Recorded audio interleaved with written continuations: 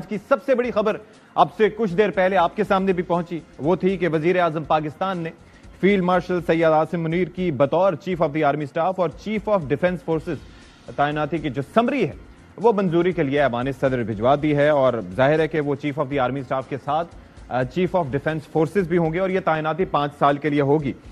تو اس اہم ترین خبر کی پیشگوئی ظاہر ہے کہ پہلے بھی کی جا رہی تھی، لیکن فیصل واڈا صاحب ایک ایسی شخصیت ہیں کہ جو اس معاملے پہ کافی بات کرتے رہے، لیکن اس سے ہٹ کے بھی کافی باتیں ہوتی رہی ہیں۔ تو ہمارے ساتھ فیصل واڈا صاحب موجود ہیں، باقی بھی جو مہمان ہوں گے ان کا تعارف آپ سے کرواتے رہیں گے۔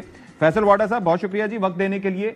آپ کی آج کا دن بڑی پیش گوئیاں صحیح ثابت ہوئی ہیں، یہ بات بھی آپ کر رہے تھے، یہ بھی صحیح خبر ثابت ہوئی آپ کی؟ الحمدللہ جی، پاکستانی قوم کو سمیت آپ کو اور مجھے مبارک ہو۔ اور میں نے جیسے اللہ کی مہربانی سے کہا تھا کہ 72 گھنٹے میں پہلے تو ابھی تو 48 گھنٹے ہی ہوئے تھے، تو وہ الحمدللہ خبر آ گئی آپ کے پاس۔ باقی خبریں بھی جو آج کے مطابق دی تھی وہ بھی ٹھیک آئی ہیں، الحمدللہ پچھلی جو دی تھی وہ بھی ہے، اور آگے بھی جو دوں گا وہ بھی انشاءاللہ ٹھیک ہوں گی۔ تو واڈا صاحب ہم تو یہ سوچ رہے تھے کہ یہ جو پریس کانفرنس ہو رہی تھی اس کے گرد بڑی ہائپ تھی، ہم یہ سمجھ رہے تھے کہ شاید اس میں کچھ اعلان اس متعلق ہو جائے گا، لیکن وہاں ایسا نہیں ہوا۔ پریس کانفرنس میں جو سوالات جوابات تھے وہ وزیروں نے ان کے دیے۔ کچھ اور جو ملک سے دشمن ہیں، ملک کی افواج کے دشمن ہیں، ملک کے سپہ سالار کے دشمن ہیں، وہ بیرون ملک ہوں، بارڈر کے باہر ہوں اور بارڈر کے اندر ہوں، پاکستان کے اندر ہوں، اور کچھ سوال اور جوابات آپ کو کل اور پرسوں میں انشاءاللہ ریاست خود دے گی، تو پھر سکھ اور چین کی اور کلیئرٹی آ جائے گی۔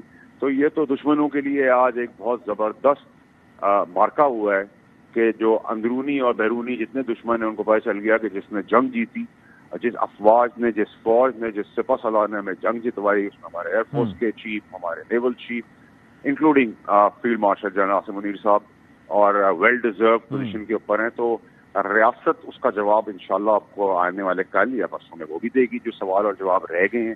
اور جو میں نے جیسے آپ سے کہا تھا کہ آپ افواج اور اپنی فوج اور اپنے سپہ سالار کے بارے میں کوئی بات ہوگی تو انشاءاللہ زبان نکال کر جوتے کی سول بنائیں گے، جوتا نہیں بنائیں گے، تاکہ گندگی میں چلا سکیں۔ اور باقی اور ایسے سوالات اور جوابات جو رہ گئے ہیں وہ آپ کو ریاست کی اپنی زبان میں بتا دے گی، تو فردر چین سکھ اور کلیئرٹی۔ فیصل صاحب یہ جو آپ بیان دیتے ہیں، جس طرح کا آپ نے یہ بیان بھی دیا، آپ سمجھتے ہیں حکومت اس پہ آن بورڈ ہوتی ہے؟ کیونکہ رانا ثناء اللہ صاحب سے کل بات ہو رہی تھی، وسیم بدامی صاحب کی، وہ تھوڑا سا مختلف رائے رکھتے تھے، وہ ہلکا ہاتھ رکھتے ہیں، تو یہ حکومت آن بورڈ ہوتی ہے آپ کے اس طرح کے سٹیٹمنٹس پہ؟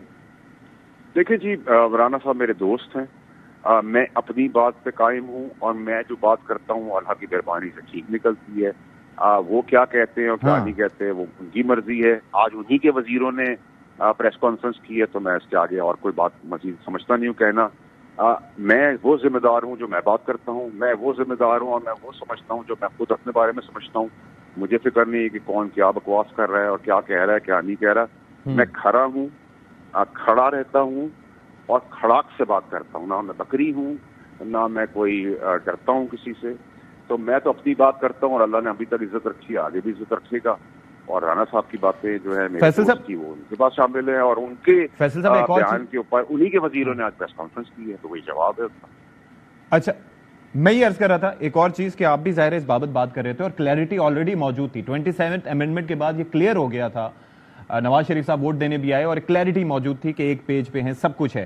لیکن یہ جو سازشی عناصر تھے، اور خاص طور پر جن لوگوں نے اپنی دکانیں چمکانے کی کوشش کی اس اہم موضوع پہ، کہ آپ دیکھیں کہ پڑوسی ملک جو ہمارا دشمن ہے ان کو بھی موقع ملا باتیں کرنے کا، اب تو ظاہر ہے کہ وہ ساری چیزیں دم توڑ گئی ہیں، تو کتنا ضروری تھا اس چیز پہ جلد از جلد عمل درآمد ہونا، یا نوٹیفیکیشن کا اجرا ہونا، یا سارے کام وقت پہ ہونا؟ پروپیگیٹ کیا گیا ہے، اس پروپیگیٹ کے اندر جن جو ڈھول بجاتے رہے ہیں، جو افغانستان سے لے کے انڈیا تک ڈھول بجاتے رہے ہیں، ان کا تب ڈھول بجنے کا ٹائم شروع ہو گیا، ٹھیک ہے۔ نمبر 1، منطقی انجام تک کیسز بھی جانا شروع ہو جائیں گے۔ جو بگوڑے وہاں بیٹھے ہوئے ہیں کے پی کے اندر، کیڑے مکوڑے لٹر کے جو ہیں، وہ بھی ان کو بھی نکال کے باہر نکالیں گے۔ جو بزدل قسم کے لوگ ہیں، جو کبھی فالتو ہوتے تھے، داڑھی صاحب کے، وہ آج کل انفارمیشن سیکرٹری بنے ہیں، اس ٹائپ کے بہت سارے لوگ جو ہیں ان کو بھی نکالا جائے گا۔ اور میں تو میری خواہش ہے کہ کے پی کے رافیدی صاحب چلائیں اس کو ڈیموکریٹک وے میں، اور وہاں گورنر راج نہ لگے گا تو پھر کچھ بچے گا نہیں۔ میرا چھوٹا بھائی ہے انفارمیشن منسٹر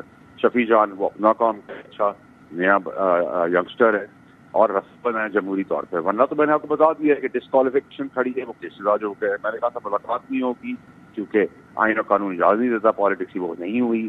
میں نے آپ سے کہا کہ کیسز بنیں گے، کیسز آج شروع ہو گئے. میں نے آپ سے کہا کہ آپ ہیل حجت کریں گے، بدماشی گنڈا کریں گے تو ریٹ قائم ہوگی، تو انہوں نے آج نہیں کی، وہ چلے گئے. اس سے پہلے میں نے آپ کے پروگرام میں مالک صاحب نے کہا تھا کہ آپ نہ آئیں عدالیہ جیل، آپ نہ آئیں ہائی کورٹ میں.